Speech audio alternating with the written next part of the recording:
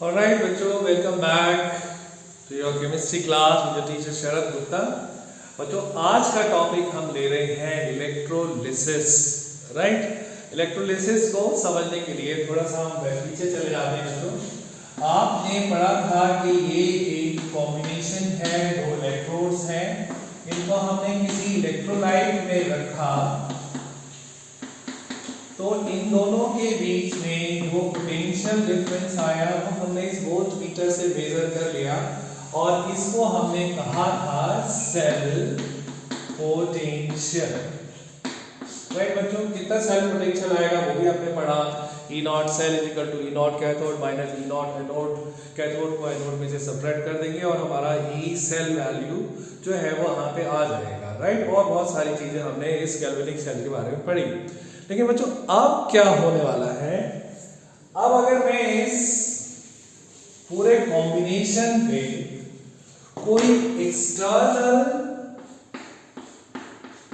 Battery लगा दूं और बच्चों इस बैटरी का ईएमएफ जो है वो इस पूरे कॉम्बिनेशन के ईएमएफ से ज्यादा है।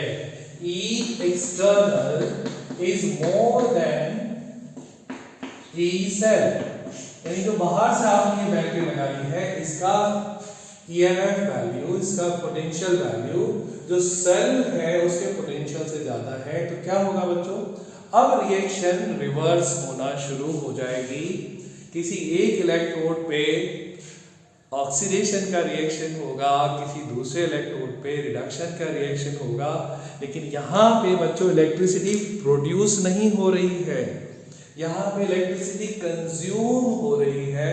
और इस पूरे प्रोसेस को, इसमें बाहर की इलेक्ट्रिसिटी की वजह से अंदर केमिकल चेंज हो रहा है, उसको हम कहते हैं electrolysis. Before we go into detail बच्चे एक बार फिर समझ लें, गैल्वेनिक सेल में इलेक्ट्रिसिटी प्रोड्यूस होती थी, मिलती थी, और इलेक्ट्रोलिटिक सेल में जहां पे इलेक्ट्रोलिसिस होता है वहां पे इलेक्ट्रिसिटी कंज्यूम होती है, खर्च होती है। तो यहाँ पे इस केमिकल चेंज को कराने के लिए बाहर से इलेक्ट्रिसिटी डालनी पड़ी। ये प्रोसेस नॉन स्पॉन्टेनियस होता है क्योंकि इसको आप continuously external source of electricity की वजह से कराते हैं, जबकि गैल्वेनिक सेल का प्रोसेस स्पॉन्टेनियस होता है। राइट बच्चों, तो गैल्वेनिक सेल तो हम पहले काफी ज्यादा पढ़ चुके हैं। तो अभी हम बात कर रहे हैं ऐसे सेल की जिसके ऊपर हमने बाहर से सोर्स ऑफ करंट और ईएमएफ लगा दिया है जो कि इसके खुद कॉम्बिनेशन से ज्यादा है। तो यहाँ पे रिएक्शन जो है वो बाहर के एक्सटर्नल सेल के वजह से ही होंगी और इस पूरे प्रोसेस को हम कहते हैं electrolysis.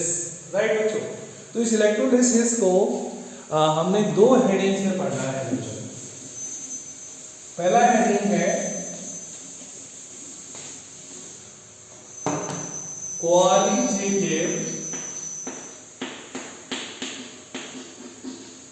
aspect of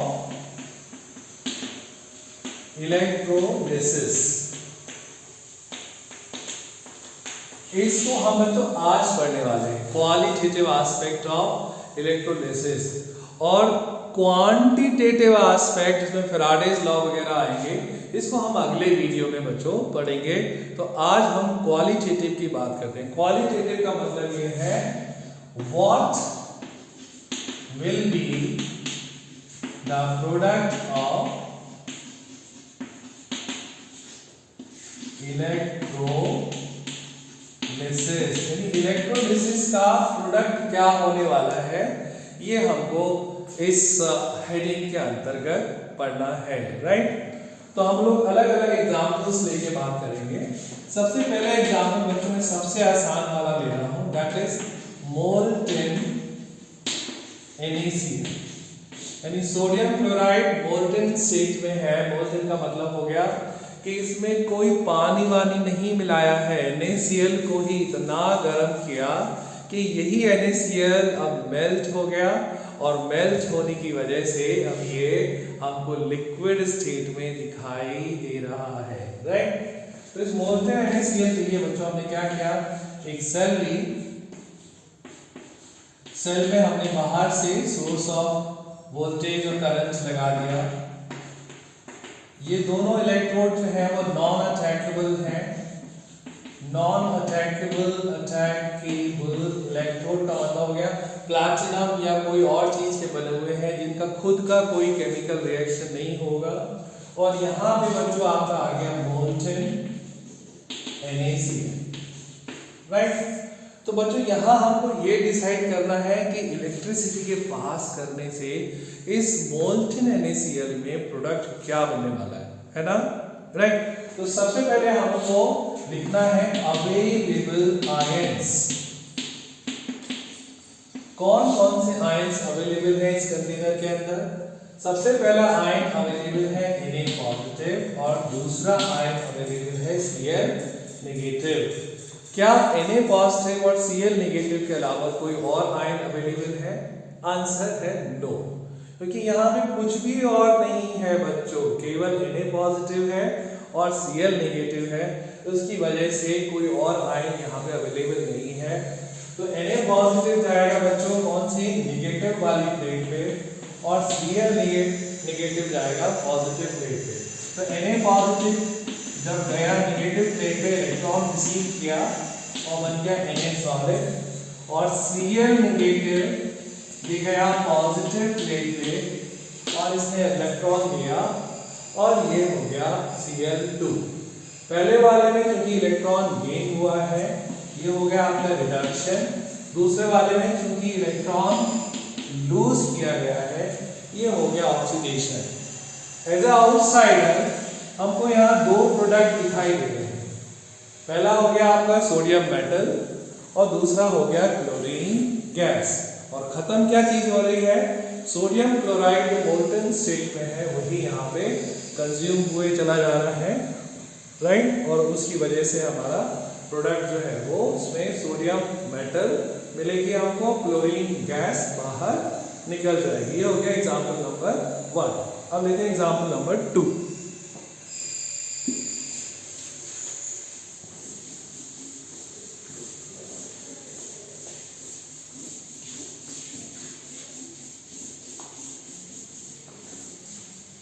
example number 2 हो गया बच्चों आपका NaCl इन एक्वस स्टेट। अभी जो है हमारा सोडियम क्लोराइड जिसके साथ में पानी बहुत सारा अवेलेबल है, एक्वस स्टेट में है, राइट। तो ये हमारा इलेक्ट्रोलिटिक सेल हो गया, यह हमारा एक्सटर्नल बैटरी हो गया, और ये हमारा NaCl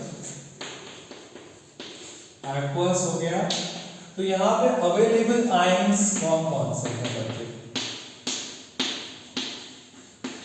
अवेलेबल आयन है सोडियम क्लोराइड जब डिसॉल्व किया तो उसने दिया Na पॉजिटिव और Cl नेगेटिव, राइट। और वाटर जब हमने इसमें ऐड किया उसने दिया H पॉजिटिव और OH नेगेटिव। वाटर भले ही बच्चों वीक इलेक्ट्रोलाइट है बट H पॉजिटिव और OH नेगेटिव देगा। तो यानी हमारे पास में ये दो तो हो गए पॉजिटिव और दो हो गए यहाँ पे नेगेटिव। पहले वाले केस में जहाँ पे मोल्टेन NaCl था वहां पे कोई भी हमारे पास दो आयंस नहीं थे, एक ही तरीके का पॉजिटिव था एक ही तरीके का नेगेटिव था, तो वहाँ मामला थोड़ा आसान था। पॉजिटिव नेगेटिव प्लेट पे चला गया और नेगेटिव पॉजिटिव प्लेट पे चला गया और उसने अपना केमिकल चेंज वहां पे शो कर दिया। लेकिन यहाँ पे Na पॉजिटिव के साथ में एक पॉजिटिव है, यानी इस प्लेट पे जो पॉजिटिव प्लेट है Na पॉजिटिव भी जाना चाहता है और H पॉजिटिव भी यहाँ पे जाना चाहता है। तो मैं आपको बता दूं बच्चों, भले ही हमारे पास दो पॉजिटिव आयंस हैं लेकिन नेगेटिव प्लेट पे केवल एक ही पहुंचेगा। कौन पहुंचेगा? पॉजिटिव आयंस है ना, तो they will reach to negative plate to gain the electron ना, इलेक्ट्रॉन को एक्सेप्ट करना चाहते हैं ना, तो जिसका रिडक्शन का टेंडेंसी ज्यादा होगा, जिसका रिडक्शन होने का मन ज्यादा होगा, इच्छा ज्यादा होगी, कैपेसिटी ज्यादा होगी, टेंडेंसी ज्यादा होगी, रिडक्शन पोटेंशियल ज्यादा होगा, उसका ही रिडक्शन होगा। तो दो रिएक्शन जो कॉम्पीट कर रही है रिडक्शन के लिए, रिडक्शन के लिए कंपटीशन हो रहा है Na पॉजिटिव और H पॉजिटिव में। Na पॉजिटिव ये बनना चाहता है और H पॉजिटिव बच्चों हाइड्रोजन गैस बनना चाहता है। अब E0 value of Na positive, the reduction standard reduction potential is minus 2.71 volts and E0 value of hydrogen is 0.00 volt। दोनों में से कौन सी रिएक्शन होगी क्या हम नहीं देख सकते? यहाँ रिडक्शन होना है और रिडक्शन किसका होता है? जिसका स्टैंडर्ड रिडक्शन पोटेंशियल ज्यादा होता है। तो 0 बड़ा है या माइनस 2.71? जी 0 बड़ा है। तो यहाँ पे ये रिएक्शन तो बच्चों यहाँ पे हो जाएगी, यानी हाइड्रोजन गैस निकल आएगी और ये रिएक्शन बच्चों यहाँ पे नहीं होगी, यानी सोडियम मेटल का कोई केमिकल चेंज नहीं होगा। राइट, इसी तरीके से बच्चों ये हमारे पास में Cl नेगेटिव और OH नेगेटिव ये दोनों भी कॉम्पीट कर रहे हैं। तो Cl नेगेटिव का रिएक्शन है 2Cl negative Cl2 plus 2 electron, ये ऑक्सीडेशन के लिए कॉम्पीट कर रहे हैं। राइट, और OH नेगेटिव बच्चों ये कॉम्पीट कर रहा है 2H2O is equal to O2 plus 4H positive plus 4 electron. बच्चों OH नेगेटिव की रिएक्शन आपको ऐसे ही याद करनी, क्योंकि OH नेगेटिव कहाँ है? पानी के अंदर है। राइट, तो OH नेगेटिव तो बन गया O2, साथ में H पॉजिटिव दे दिए और बाकी जो वाटर का H पॉजिटिव है वो भी यहाँ आ गया। एक बार, दो बार, तीन बार, चार बार ट्राई करेंगे, ये रिएक्शन भी आपको याद हो जाएगी। ये OH नेगेटिव का केमिकल चेंज है। E0 वैल्यू जो Cl नेगेटिव का है, मुझे याद नहीं रहती बच्चों, देख लेता हूं मैं, 1.36 वोल्ट है और E0 वैल्यू जो ऑक्सीजन वाली रिएक्शन का है वो है 1.23 वोल्ट। राइट बच्चों, अब ये तो कॉम्पीट कर रहे हैं ऑक्सीडेशन के लिए। तो अब आप बताइए ऑक्सीडेशन किसका होगा?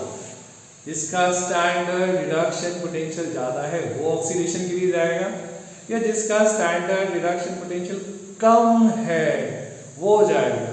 राइट, तो देखो बच्चों 1.36 1.23 में से 1.23 कम है तो इसका ही ऑक्सीडेशन होना चाहिए। यानी यहाँ पे बच्चों हम ये उम्मीद कर रहे हैं कि ऑक्सीजन जो है वो यहाँ पे हमको मिलेगी और OH negative chemical change show करेगा, होता भी है। पर बच्चों एक बात आप ध्यान से देखें, दोनों के दोनों स्टैंडर्ड पोटेंशियल क्लोज है, पास है, यानी इन दोनों रिएक्शन में कंपटीशन बहुत ज्यादा है। तो उसकी वजह से ये ऑक्सीजन वाली रिएक्शन बहुत स्लो चलती है, रिएक्शन में कोई खास प्रोग्रेस या प्रोडक्शन में कोई वॉल्यूम नहीं बनता है। तो यहाँ पे क्या करते हैं, इस NaCl का यहाँ कंसंट्रेशन बढ़ा देते हैं। राइट, और कंसंट्रेशन बढ़ाने से आपने नर्स इक्वेशन में पढ़ा ही था बच्चों कि स्टैंडर्ड रिडक्शन पोटेंशियल भी चेंज हो जाता है। तो ज्यादा उसका कंसंट्रेशन बढ़ाने से जो क्लोरीन वाली रिएक्शन है वो यहाँ पे प्रमोट हो जाती है और ऑक्सीजन वाली रिएक्शन यहाँ पे नहीं होती है, यानी हमको क्लोरीन गैस मिलना शुरू हो जाती है। मैं एक बार फिर रिपीट कर देता हूँ बच्चों, क्योंकि टॉपिक नया है और आपको बहुत डिटेल से समझना है, बहुत अच्छे से समझना है, क्योंकि आप CBSE में अब रटने वाले क्वेश्चंस आते नहीं है बच्चों। अगर समझ में नहीं आएगा तो पक्का जाके फंसोगे, तो इसलिए अच्छे से समझ लो। राइट, हमारे पास रिडक्शन का केस था, हमने कहा जिसका रिडक्शन पोटेंशियल ज्यादा उसका रिएक्शन केमिकल में जाएगा, उसका रिएक्शन जो है वो शो होगा, और जिसका नहीं है वो नहीं होगा। तो यहाँ पे हाइड्रोजन का स्टैंडर्ड रिडक्शन पोटेंशियल ज्यादा था, तो यहाँ पे हाइड्रोजन का स्टैंडर्ड रिडक्शन पोटेंशियल ज्यादा होने की वजह से हाइड्रोजन गैस बन गया और सोडियम का केमिकल चेंज नहीं हुआ।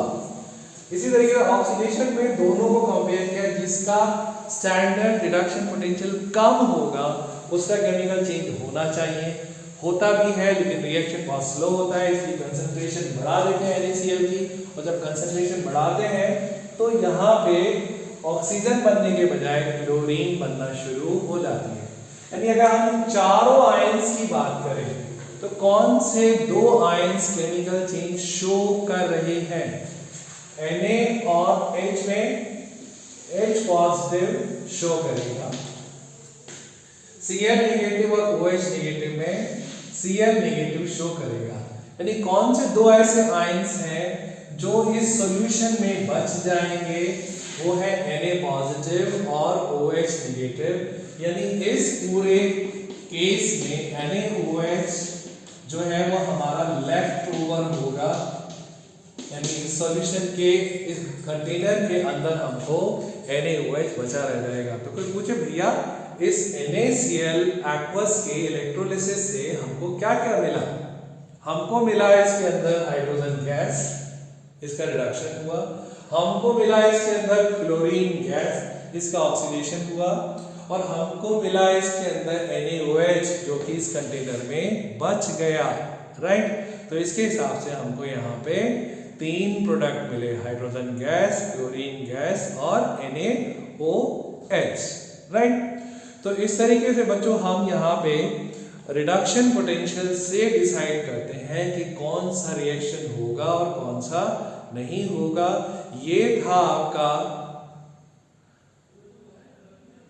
Qualitative aspect of electrolysis.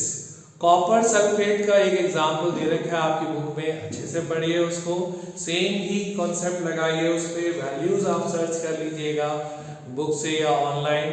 और एक डाइल्यूट सल्फ्यूरिक एसिड का इलेक्ट्रोलिसिस दे रखा है, वो भी अच्छे से तैयार करिए बच्चों, बट कॉन्सेप्ट यही रहेगा।